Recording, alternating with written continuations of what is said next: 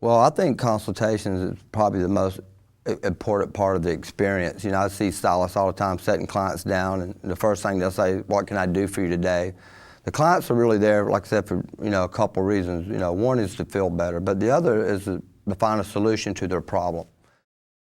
I think it's very important, to have a tool to do the consultation with. So we use the portfolio system.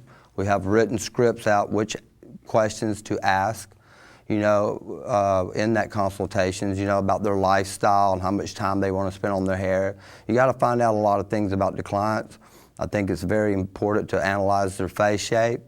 Then what we do after we ask all the questions and we determine what haircut would look best on their face shape, what haircut would work also best with their lifestyle, we go to the portfolio, and I usually show them a picture. Is this what you're looking for? And that's when you will learn that the clients have no clue what you've just got through telling them.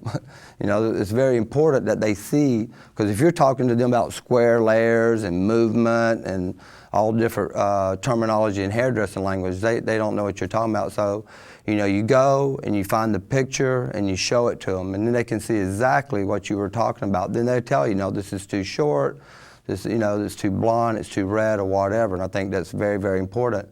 The one thing that, we require every stylist to do a consultation and portfolio on every client. I would treat a client, if they would come to me 10 years straight, every time they sat in my chair, I would treat them just like I have never seen them before. You never want to take them for granted. And every time we had a client that calls back because they got a haircut that was too short or a haircut that they don't want, and then we ask them if a stylist used a portfolio. 9 out of 10 times, if we had a complaint, it's because there wasn't a portfolio used. We find when the hairdressers use the portfolios, that usually they got it right about 100% of the time. Also, the portfolio, if you do the consultations and you use the portfolios properly, that it's also a point of difference that nobody else in your area is doing.